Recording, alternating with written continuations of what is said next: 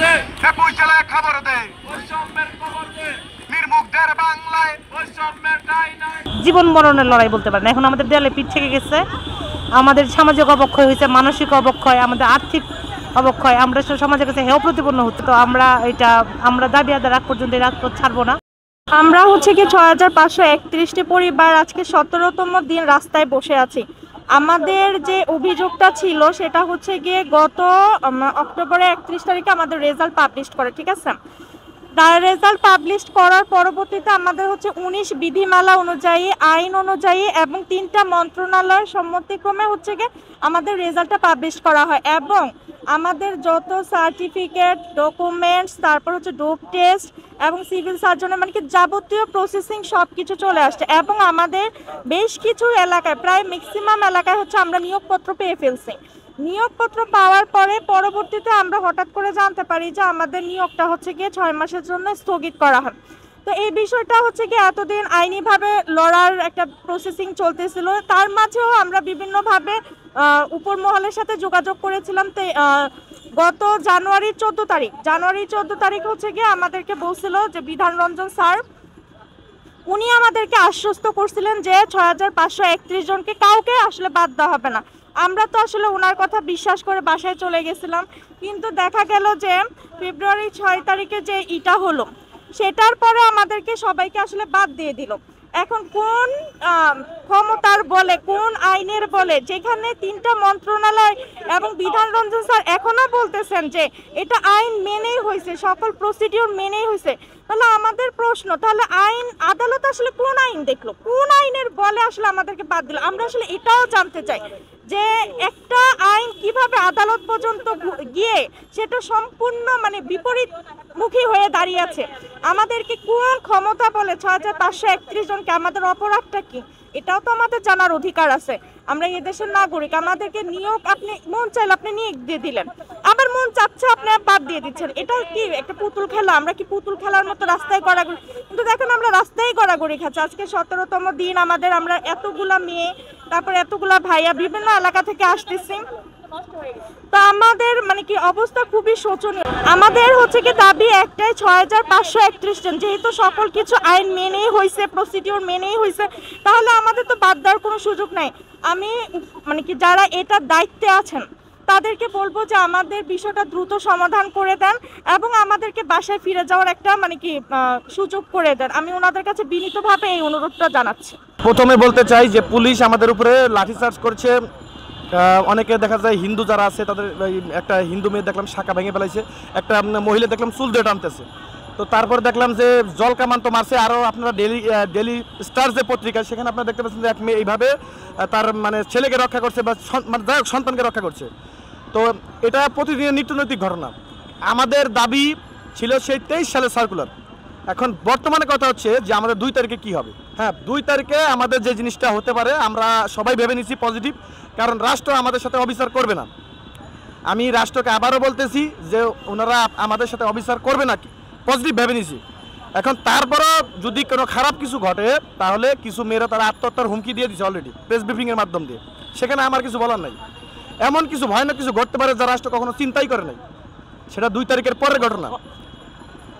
এবং আমি সরকার এবং রাষ্ট্রকে অনুরোধ করব যে দেখেন, শিক্ষকগণ হচ্ছে জাতির কর্ণধার। সেই শিক্ষকগণকে নিয়ে আপনারা ফুটবলের মতো খেলতেছেন কেন? 17তম দিন আজকে অতিবাহিত হতে যাচ্ছে, অর্ধেক বেলা শেষ, আর অর্ধেক বেলা আছে। তো এই মুহূর্তে এখনও কোনো সরকার থেকে কোনো রেসপন্স পাচ্ছি না, কোনো কিছু পাচ্ছি না। আশ্বাসের উপরে শুধু আশ্বাস, মানে এখন আমাদের ওই লিখিত যেভাবে কোনো আশ্বাসের উপরে ভরসা করা ছাড়া আর কোনো গতি নেই। যেহেতু 18 তারিখে আমাদের কর্মসূচি মানে রায়টা দিয়ে মানে শুনানিটা দিয়েছে এবং শুনানি বলে দিয়েছে যে 2 তারিখে রায় হবে, শুনানি বা যে কোনো একটা ফয়সালা হবে আপিল বিভাগ থেকে। তো সেই ক্ষেত্রে আমরা কিন্তু এতটা যে দেরি হবে সেটা কিন্তু বিলম্ব হবে কখনোই আশা করিনি। আমরা ভাবছিলাম হয়তোবা যদি 18 তারিখে কিছু নাও হয় আর সর্বোচ্চ 7 দিন, সেখানে 2 তারিখ পর্যন্ত 11টা দিন। তো এই 11টা দিন যেই একটা প্রহসন, আপনার কাছে কি মনে হয় যে এই প্রহসনে দিয়ে সরকারকে আমাদেরকে কি বোঝাতে চাচ্ছে? যে মানে আমরা আন্দোলন থামাই দিব, তারা এখন মানে ভাবছে যে আমরা চাচ্ছি না, মানে আমরা এই রায়টাই আমাদের পক্ষে চাচ্ছি না। কিন্তু আমি বলতেছি যারা এই ধরনের চিন্তা করতেছেন তারা ভুল চিন্তা করতেছেন। আমরা আমাদের অবস্থান কর্মসূচি ধরে রাখবো এবং সরকারকে বুঝাবো যে আমরা এই চাকরি আমাদের অবশ্যই দরকার। এই চাকরি না হলে পরবর্তীতে কি হবে আমি আমাদের প্রেস ব্রিফিংয়ে আগেই আলটিমেটাম দেওয়া আছে, আত্মহত্যার হুমকি দিয়ে দিয়েছে অনেকে। এখন এর জন্য দায়ভার কিন্তু রাষ্ট্র, সমাজ, পুরো দেশ বাংলাদেশের জন্য দায়ভার হবে। তো আমি নিজ থেকে বলতে চাই, আমি বহুবার বলছি প্রেস ব্রিফিংয়ে যে এটা আমাদের আগের নিয়োগ বলতে বলতে আমার মুখ ব্যথা হয়ে গেছে। জুলাই বিপ্লবের সাথে আমাদের সম্পর্ক কি? আগের নিয়োগ, রেজাল্ট দিয়েছেন, রেজাল্ট চাকরি করব, যোগদান করব। তো জুলাই বিপ্লবের ইমোশন দেখিয়ে যারা এইসব কাজবাজ করতেছেন তাদেরকে আমি একটা কথাই বলতে চাচ্ছি, জনগণকে এইসব ফাইজলামি করে এবং ফুটবলের মতো নাচিয়ে আপনারা এইভাবে করতে পারবেন না। এটা ভুল করতেছেন, যারা এই চিন্তা করতেছেন ভুল। পরবর্তীতে যদি কোনো খারাপ কিছু হয় এর জন্য আমরা এই শিক্ষক কোনো কিছু দায়ী না। আমি হচ্ছে চট্টগ্রাম থেকে ঢাকায় এসেছি। আজকে 17 দিন হচ্ছে। আমার মা বাসায় একা, অসুস্থ।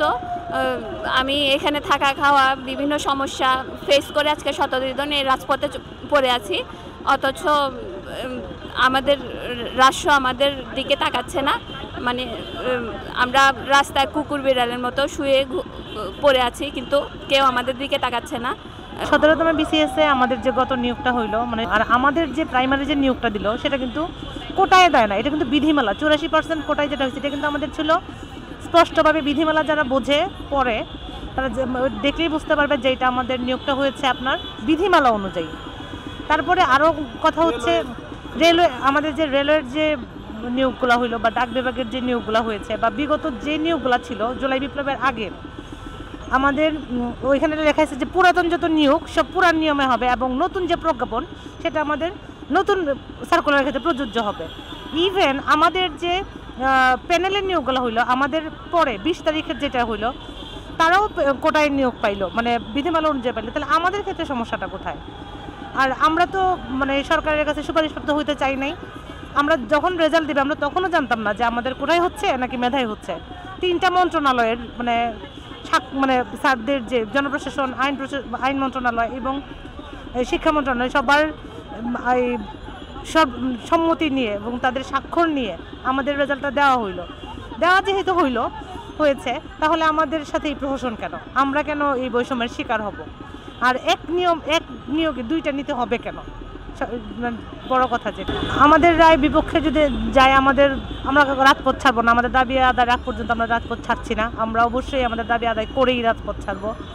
আর আমাদের যা যা করণীয় সেটা আমাদের যে সমন্বয়ক প্যানেল আছে আমরা সবার সাথে সর্বসম্মতিক্রমে যা ডিসিশন আসবে, যে সিদ্ধান্ত নেওয়া হবে আমরা ওইভাবেই আমাদের পরবর্তী কার্যক্রম বা কর্মসূচি যা আছে আমরা চালিয়ে যাব। 2 তারিখ পর্যন্ত আমাদের কর্মসূচি এখনও সুনির্দিষ্টভাবে আমাদের গোছানো হয় নাই। যা হবে আপনাদের সবাইকে অবশ্যই জানিয়ে দেওয়া হবে। আমাদের যে কমিটি আছে, কমিটি গঠন করা হয়েছে, সেই কমিটিতে আমরা সিদ্ধান্ত নিব, বসে নিয়ে আমরা জানিয়ে দেবো। তবে হ্যাঁ, আমাদের কর্মসূচি চলমান থাকবে, আমাদের যে অবস্থান কর্মসূচি সেটা চলবে। আমরা আমাদের মতো করে চালিয়ে যাবো। আমরা রাজপথ ছাড়বো না। আমাদের দাবি আদায় রাখ পর্যন্ত আমরা এই রাজপথ ছাড়ছি না।